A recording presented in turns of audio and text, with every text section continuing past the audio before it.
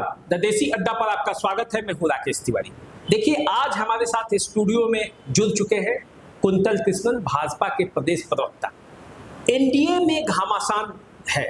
घमासान चिराग पासवान के बयान को लेकर है। घमासान भाजपा और जनता दल यूनाइटेड के कई सीटों पर जो सहमति है वो नहीं बन पाने की वजह से है।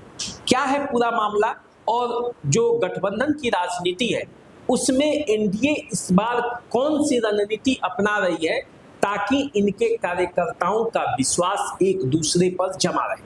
आज बात इसी पर होनी है और इसीलिए आज हमारे साथ बीजेपी के प्रदेश प्रवक्ता है। तो सबसे पहले आपका स्वागत है। धन्यवाद सर।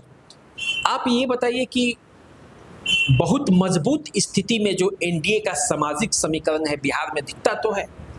यदि सामाजिक समीकरणों की बात करें तो पूरा जो भाजपा है उसके अति पिछड़े, स्वर्ण और जितने भी समुदाय है सबका साथ सबका विकास का नारा देकर चलने वाली बीजेपी, उसके साथ नीतीश कुमार का जो वोट बैंक है वो जुड़ता है, चिराग पासवान का जुड़ जाता है, उपेंद्र कुशवाहा का जुड़ जाता है और जीतन राम मांझी का जुड़ जाता है। तो ये तो अपराजय है। लेकिन जब बातें होती है सीटों की, जब बातें होती हैं गठबंधन की, तो कोई 100 सीट मांगने लगता है, कोई 50 सीट मांगने लगता है। चिराग पासवान का कई बयान ऐसे आते हैं 243 सीटों पर लड़ेंगे। फिर आता है कि बिहार में कानून व्यवस्था की स्थिति बहुत गड़बड़ है। तो इसे किस रूप में देखा जाए? बिहार की जनता असमंजस में आ जाती है। देखिए राकेश जी, एनडीए का सिर्फ एक मूल मंत्र है, सिर्फ और सिर्फ एक मूल मंत्र, सबका साथ सबका विकास, सबका विश्वास और सबका प्रयास। सबके साथ सबके विकास में हम सबका विश्वास और सबका प्रयास भी चाहते हैं और यही होता है। चिराग पासवान कहते हैं कि बिहार फर्स्ट, बिहारी फर्स्ट, है ना? और वो कहते हैं बजाबते हर चुनावी सभा में कि 243 सीटों पर हम लड़ सकते हैं।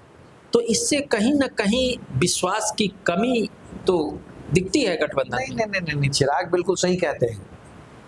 चिराग एनडीए का एक पार्ट है और एनडीए 243 सीटें ही लड़ेगी। चिराग एनडीए से अलग नहीं है। एनडीए एक परिवार है, इस परिवार में सब हैं। हम लालू प्रसाद यादव थोड़ी हैं जो माई कह करके बाकी सबको अलग कर देते हैं। लालू प्रसाद यादव के लिए समाज टूटा हुआ समाज होगा, हमारे लिए सब हमारे अपने हैं। लेकिन जब वो पुलिस प्रशासन पर सवाल उठाते हैं तो नीतीश कुमार असहज हो जाते हैं, क्योंकि नीतीश कुमार के जिम्मे ही गृह मंत्रालय है जिसके जिम्मे पुलिस प्रशासन है। तो चिराग फिर 2020 के राह पे है। ऐसा अक्सर विपक्षी और जितने भी पत्रकार हैं कई लोग इसका सवाल उठाते हैं। तो ये जायज भी सवाल है। सरकार और राजनीतिक पार्टी ये दोनों अलग अलग चीजें हैं। अगर हमने बिहार को ये वायदा किया कि हम आपको भयमुक्त बिहार देंगे और यहाँ अपराध हो रहा है, चाहे एक ही मर्डर क्यों ना हो रहा, तो सवाल तो उठेगा ही। और सरकार में बैठे हुए, अगर मैं ही सरकार में बैठा हुआ हूँ, अगर आप पार्टी के प्रवक्ता की बजाय मुझे सरकार का चेहरा मान रहे हैं तो मैं इस बात की जिम्मेदारी लेता हूँ। जिम्मेदारी लेनी ही चाहिए। हमने बिहार की जनता को वायदा किया था भयमुक्त शासन का, भयमुक्त बिहार का। ये राष्ट्रीय जनता दल का जंगल राज थोड़ा ही है कि 10-12 मर्डर हो जाए और किसी को कोई फर्क नहीं पड़े। एक भी मर्डर होता है, एक भी अपराध होता है तो हम सबके लिए चिंता का विषय है और सरकार को इस बात का संज्ञान लेना चाहिए। अच्छा देखिए, प्रशांत किशोर जिस तरह की बातें करते हैं, नीतीश कुमार को जिस तरह से कटघरे में खड़ा करते हैं, तो कहीं ऐसा नहीं है ना कि बीजेपी को जो नीतीश कुमार का जो चेहरा है वो उसके राजनीतिक जो महत्वाकांक्षा है बीजेपी उस पर भारी पड़ जाए, क्योंकि 20 साल का बैगेज भी है। नीतीश कुमार जो पिछले 5 सालों से जिस तरह का उनका प्रशासनिक बयान रहा है, जो प्रशासनिक वो किसी के पैर पड़ने लगते हैं, कई गतिविधियां उनकी रही हैं जिससे असहज हो जाता है। सार्वजनिक जीवन में ऐसे लोग कल्पना नहीं करते हैं। तो क्या नीतीश कुमार का साथ जितना बीजेपी को मजबूती दे रहा है, कहीं उनका साथ उसी तरह कमजोर भी तो नहीं कर रहा? देखिए, प्रशांत किशोर अति महत्वाकांक्षी और एक प्योर पेशेवर इंसान है। प्रशांत किशोर आज के दिन में बिहार की राजनीतिक सिनेरियो में कहीं नहीं है। लड़ाई सिर्फ दो राजनीतिक विचारधाराओं के बीच में है। एक तरफ हमारी सुशासन की विचारधारा है, दूसरी तरफ लालू प्रसाद यादव की जंगल राज की विचारधारा। नहीं तो जो मुद्दे उठा रहे हैं उस उनके मुद्दों में क्या कोई गलत है क्या? वो जो प्रशांत किशोर ने आज तक खुद से जमीन पे कोई लड़ाई नहीं लड़ी है।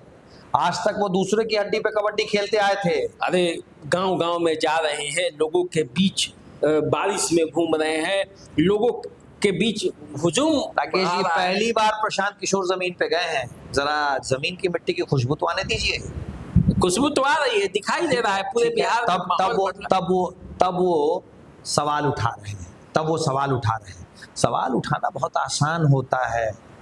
प्रशांत किशोर जी जदयू के साथ रहते हुए सरकार में भी थे। उस वक्त उन्होंने इन सवालों के कितने जवाब दिए, जरा कोई उनसे पूछे। उन्होंने कहा है कि उस समय नीतीश आज के नीतीश नहीं है। आज के नीतीश जो है वो अब अपंगु हो गए हैं, मानसिक स्थिति ठीक नहीं भाई है। उस वक्त तो आपके हिसाब से बहुत ही बेहतर नीतीश कुमार जी के साथ थे ना प्रशांत किशोर जी। खुद ही क्लेम करते हैं, बड़ी बड़ी बातें कहते हैं कि मैं ही सरकार चलाता था। तो ये सवाल जो आज ये उठा रहे हैं, ये सवाल तो उस वक्त भी थे। नहीं, वो तो राजद पे भी कहते हैं, और लालू नीतीश से बिहार की जनता मुक्ति चाहती है, ये उनका मतलब कहना है। प्रशांत किशोर बिहार की राजनीति में आज के दिन में कहीं कोई कोण नहीं है, न तीसरा, न चौथा, न पांचवा। बिहार में नीतीश कुमार के ही नेतृत्व में लालू के उस जंगल राज से बिहार को मुक्त कराया गया। जो बदहाल बिहार हम लोगों को मिला था, उस बिहार को बना करके आज इस स्तर तक लाना कि अब यहाँ पे विकास की ट्रेन धड़ाधड़ चल रही है। आज यहाँ पे 3 लाख करोड़ की इन्वेस्टमेंट की बात हो रही है। आज यहाँ पे कल कारखाने फिर से वापस खुल गए हैं। आज 3 से 4 घंटे में पटना से जमुई और पटना से रक्सौल तक की यात्रा हो जा रही है। आप सिवान से आते हैं, सिवान के बगल में बिहार का बॉर्डर है गोपालगंज। पटना में हम लोग बैठे हुए हैं, 2.5 घंटों में हम लोग बॉर्डर तक पहुंच जा रहे हैं। ये बिहार नीतीश कुमार जी के नेतृत्व में ही, भाजपा और नीतीश कुमार जी के सरकार के समय में ही संभव हुआ है। अब नेक्स्ट फेज विकास की अगली गाथा लिखी जाने का वक्त आ गया है। हमें यकीन है कि बिहार की देवतुल्य जनता फिर से वापस उस लालटेन राज और उस जंगल राज में नहीं जाना चाहेगी। नीतीश कुमार सहज है ना आप लोगों के साथ सीटों के तालमेल? बिल्कुल। नीतीश कुमार जी एनडीए का चेहरा है बिहार में। देश में एनडीए का चेहरा नरेंद्र मोदी और बिहार में एनडीए का चेहरा नीतीश कुमार। नीतीश कुमार जी के नेतृत्व में ही एनडीए 2025 का चुनाव लड़ रही है। यही तो आरोप है आप पर कि आप लोगों ने नीतीश कुमार को हाईजैक कर लिया है, यहाँ तक कि उनके कार्यालय में तक आप घुस गए। वाह, नीतीश कुमार जी हमारे अभिभावक हैं। नीतीश कुमार जी के नेतृत्व में हम खड़े हैं। अगर नेतृत्व में खड़े रहने को हाईजैक करना कहते हैं, तब तो बिहार की जनता ने हम लोगों को हाईजैक कर लिया है, क्योंकि हम तो बिहार की जनता के पक्ष में खड़े हैं। अगर इसे ही हाईजैक करना कहते हैं तो बिहार की जनता ने हमें हाईजैक कर रखा है, क्योंकि हम तो हर वही बात कहते हैं जो बिहार की जनता के पक्ष की बात हो। नहीं तो विपक्ष का ये आरोप है कि इस बार जो जनता दल यूनाइटेड का टिकट है वो भी बीजेपी के इशारे पर ही बांटा जाएगा। ये कई जगह से आरोप आप भी जानते होंगे। बहुत अच्छी बात है। ये तो हमारी ताकत बताती है ना। एनडीए एक परिवार है और एनडीए में हर कोई एक दूसरे की चिंता करेगा। नहीं तो इसमें जो जनता दल यूनाइटेड के कार्यकर्ता हैं उनकी हकमारी होने की संभावना है। वो हमारे एनडीए के कार्यकर्ता है ना, वो हमसे अलग कहाँ है, वो तो हमारे कार्यकर्ता हैं। जहाँ पे जो मजबूत है, जहाँ पे जो चुनाव जीत सकता है, वहाँ पे वही चुनाव लड़ेगा। पूरा एनडीए हमारा परिवार है। एक एक सीट की जिम्मेदारी हमारी है। 243 पे एनडीए लड़ेगी। मतलब चिराग पासवान कहीं नहीं जा रहे। चिराग पासवान आज के दिन में एनडीए के कोटे से केंद्रीय मंत्री हैं। पटना से जाते हैं तो दिल्ली, पटना में भी बिहार के विकास की बात करते हैं, दिल्ली में भी हमारी सरकार में बैठ के बिहार के विकास की बात करते हैं। लेकिन कभी कभी जीतन राम मांझी पर भी बोल देते हैं ना, ये ना दिक्कत है। परिवार है। घर में 4 बर्तन होते हैं तो थोड़ी बहुत आवाज आती है। ये तो परिवार है। घर में 4 भाई होते हैं तो नाराजगी में कभी कभी कह देते हैं कि साहब आप तो गलत करते हैं। पर परिवार में अभिभावक बैठे हुए हैं इन सारी चीजों को शॉर्ट आउट करने के लिए। आप निश्चिंत रहें। आप बीजेपी के बड़े नेता हैं, क्या आपको पता है कि एक थ्योरी ये भी चल रही है कि चिराग पासवान, प्रशांत किशोर, ओवैसी और कई जो छोटी छोटी पार्टियां हैं ये मिलकर तीसरा मोर्चा बनाएंगी एन वक्त पे, और चुनाव के समय टिकट का जब बंटवारा का समय आएगा और तब दिखेगा एक थर्ड फ्रंट, और वो एनडीए के मंसूबों पर पानी फेर देगा। देखिए, मैं बार बार कहता हूं कि लालू के लाल को मेरी एक सलाह मान लेनी चाहिए। रात 10 बजे तक उन्हें सो जाना चाहिए, क्योंकि ज़्यादा रात तक जगे रहने पे दिमाग काम करना बंद कर देता है। उसके अनेक कारण हैं। ये लालू के लाल का जो दरबार है, एक तो वो बेचारे थोड़ा कम पढ़े लिखे हैं, और सिर्फ कम पढ़े लिखे नहीं हैं, उनकी बातों से लगता है कि वो बहुत ही इल्मचोड़ हैं। अभी उनमें वो गहराई भी नहीं आई है। पढ़ा लिखा, कम पढ़ा लिखा और मूर्ख अलग अलग चीज़ होती है, पर इनमें तो दोनों चीज़ें नजर आती हैं। एक तो बेचारे खुद कम पढ़े लिखे, और उनके जो दरबारी हैं वो उनसे भी कम पढ़े लिखे। इसीलिए ये सारी बातें जो हैं बिना सिर पैर की बात लालू के लाल के दरबार से ही आती हैं, और रात 10 बजे के बाद आती हैं।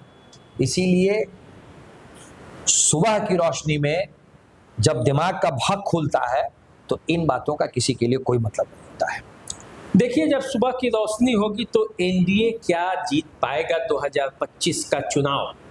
2025 में क्या होगा? 2025 के बाद क्या फिर मुख्यमंत्री के तौर पर नीतीश कुमार ही रहेंगे?